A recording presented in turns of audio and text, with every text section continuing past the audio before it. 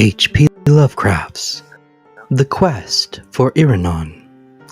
Into the grand city of Taloth wandered the youth, vine-crowned, his yellow hair glistening with myrrh, and his purple robe torn with the briars of the mountain Sidrak that lies across the antique bridge of stone. The men of Taloth are dark and stern and dwell in square houses. With frowns they ask the stranger whence he had come, and what were his name and fortune. So the youth answered, "I am Iranon, and come from Aira, a far city that I recall only dimly, but seek to find again. I am a singer of songs that I learned in the far city, and my calling is to make beauty with the things I remembered of childhood. My wealth is in little memories and dreams, and in hopes that I sing in gardens when the moon is tender and the west wind stirs the lotus buds."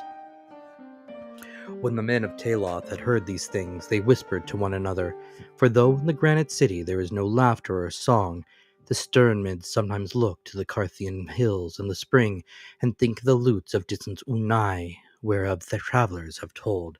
And thinking thus, they bade the stranger stay and sing in the square before the tower of Milne, though they liked not the colour of his tattered robe, nor the myrrh in his hair, nor his chaplet of vine leaves, nor the youth in his golden voice. At evening Iranon sang, and while he sang an old man prayed, and a blind man said he saw a nimbus over the singer's head. But most of the men of Taloth yawned, and some laughed, and some went away to sleep, for Iranon told nothing useful, singing only his memories, his dreams, and his hopes. I remember the twilight, the moon, and the soft songs, and the window where I was rocked to sleep. And through the window was the little street where the golden lights came, and where the shadows danced on houses of marble. I remember the square of moonlight on the floor that was not like any other light, and the visions that danced in the moonbeams when my mother sang to me. And too, I remember the sun of morning bright above the many-colored hills in summer, and the sweetness of flowers born on the south wind that made the trees sing. O Aira, city of marble and beryl, how many are thy beauties! How loved I the warm and fragrant groves across the Hylian line, Nithra, and the falls of the tiny Craw that flowed through the verdant valley. In those groves and in that vale the children wove wreaths for one another, and at dusk I dreamed strange dreams under the yath trees on the mountains as I saw below me the lights of the city and the curving Nithra reflecting a ribbon of stars. And in the city were palaces of veined and tinted marble, with golden domes and painted walls, and green gardens with cerulean pools and crystal fountains. Often I played in the gardens and waded in the pools, and lay and dreamed among the pale flowers under the trees.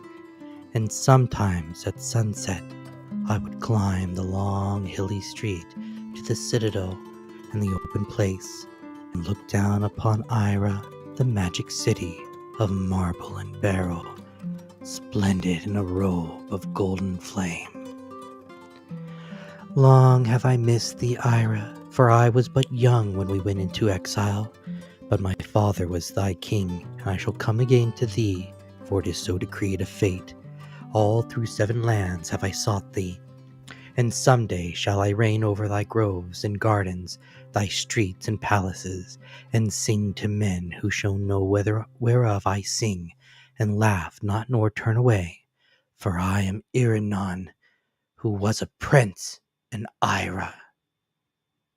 That night the men of Taloth lodged the stranger in a stable, and in the morning an archon came to him and told him to go to the shop of Athlic the cobbler and be apprenticed to him.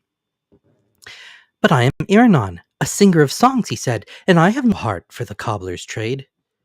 "All in Taloth must toil," replied the archon, "for that is the law." Then said Iranon, "Wherefore do you toil? Is it not that ye may live and be happy? And if ye toil only that ye may toil more, what shall happiness find you? Ye toil to live, but is not life made of beauty and song? And if ye suffer, no singers amongst you, where shall be the fruits of your toil? Toil without song is like a weary journey without an end. Were not death more pleasing? But the Archon was sullen and did not understand, and rebuked the stranger. Thou art a strange youth, and I like not thy face, nor thy voice. The words thou speakest are blasphemy, for the gods of Teloth have said that toil is good. Our gods have promised us a haven of light beyond death, where there shall be rest without end, and crystal coldness amidst which none shall vex his mind with thought, or his eyes with beauty. Go thou then to Athok the cobbler, or be gone out of the city by sunset. All here must serve, and song is volley. So Iranon went out of the stable and walked over the narrow stone streets between the gloomy square houses of granite, seeking something green in the air of spring. But in Teloth was nothing green, for all was stone. On the faces of men were frowns, but by the stone embankment along the sluggish river, Zuro sate, a young boy with sad eyes, gazing into the waters to spy green budding branches washed down from the hills by the freshets. And the boy said to him, Art thou not indeed he of whom the Archons tell, who seeketh the far city in a fair land? I am Ramnod, and born of the blood of Teloth, but I am not old in the ways of the granite city, and yearn daily for the warm groves and the distant lands of beauty and song. Beyond the Carthian hills lieth Unai, the city of lutes and dancing, which men whisper of, and say is both lovely and terrible. Thither would I go were I old enough to find the way, and thither shouldst thou go, and thou wouldst sing, and have men listen to thee. Let us leave the city Teloth, and fare together among the hills of spring. Thou shalt shew me the way of travel, and I will attend thy songs at evening when the stars, one by one, bring dreams to the minds of dreamers. And peradventure it may be that Unai, the city of lutes and dancing, is even the fair Aira that thou seekest. For it is told that thou hast not known Aira since old days, and a name often changeth. Let us go to Unai, O Iranon of the golden head, where men shall know our longings and welcome us as brothers, nor ever laugh or frown at what we say. And Iranon answered, Be it so, small one. If one in this stone place yearn for beauty, he must seek the mountains and beyond. And I would not leave thee to pine by the sluggish Zuro, but think not that delight and understanding dwell just across the Carthian hills, or in any spot thou canst find in a day's, or a year's, or a lustrum's journey. Behold, when I was small like thee, I dwelt in the valley of Narthos by the frigid Zari, where none would listen to my dreams, and I told myself that when older I would go to Sonara on the southern slope and sing to smiling dromedary men in the marketplace. But when I went to Sonara and found the dromedary men all drunken and ribald, and saw that their songs were not as mine, so I traveled in a barge down the Zari to onyx walled Jaren, and the soldiers at Jaren laughed at me and drove me out, so that I wandered to many other cities.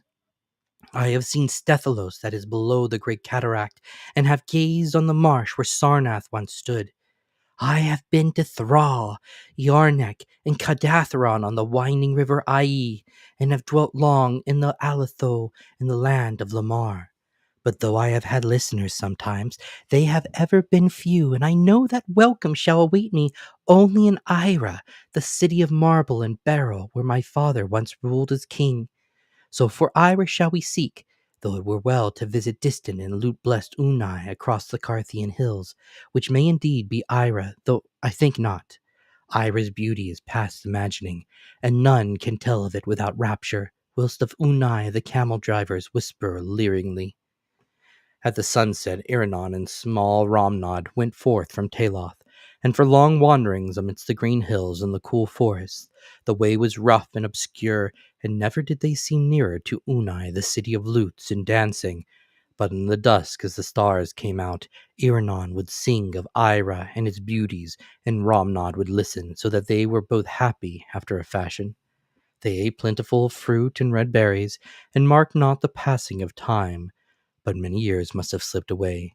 Small Ramnod was now not so small, and spoke deeply instead of shrilly, though Iranon was always the same, and decked his golden hair with vines and fragrant resins found in the woods. So it came to pass one day that Romnod seemed older than Iranon, though he had been very small when Iranon had found him watching for green budding branches and Taloth beside the sluggish stone-banked Zuro. Then one night when the moon was full, the travelers came to a mountain crest and looked down upon the myriad lights of Unai. Peasants had told him they were near, and Iranon knew that this was not his native city of Aira. The lights of Unai were not like those of Aira, for they were harsh and glaring, whilst the lights of Aira shone as softly and magically as shone the moonlight on the floor by the window where Iranon's mother once rocked him to sleep with song.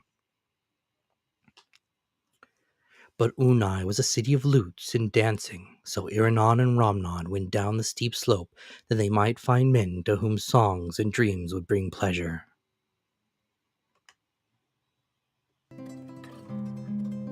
And when they were come into the town, they found rose-wreathed revelers bound from house to house, and leaning from windows and balconies, who listened to the songs of Iranon, and tossed them flowers and applauded when he was done. Then for a moment did Iranon believe he had found those who thought and felt even as he, though the town was not 100th as fair as Aira. When dawn came, Iranon looked about with dismay, for the domes of Unai were not golden in the sun, but grey and dismal, and the men of Unai were pale with revelling and dull with wine, and unlike the radiant men of Aira, but because the people had thrown him blossoms and acclaimed his songs, Iranon stayed on, and with him Romnod, who liked the revelry of the town, and wore in his dark hair roses and myrtle.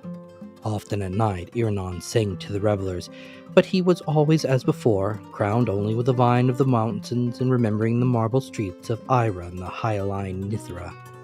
In the frescoed halls of the monarch did he sing, upon a crystal dais raised over a floor that was a mirror, and as he sang he brought pictures to his hearers till the floor seemed to reflect old, beautiful, and half-remembered things instead of the wine-reddened feasters who pelted him with roses. And the king bade him put away his tattered purple, and clothed him in satin and cloth of gold, with rings of green jade and bracelets of tinted ivory, and lodged him in a gilded and tapestried chamber on a bed of sweet carven wood, with canopies and coverlets of flower-embroidered silk. Thus dwelt Iranon in Unai, the city of lutes and dancing. It is not known how long Iranon tarried in Unai, but one day the king brought to the palace some wild whirling dancers from the Iranon desert, and dusky flute players from Drinan to the east, and after that the revelers threw their roses not so much at Iranon as at the dancers and the flute players.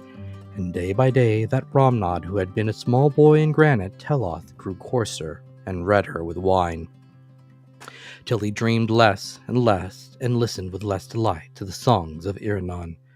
But though Iranon was sad, he ceased not to sing, and at evening told again his dreams of Aira, the city of marble and beryl.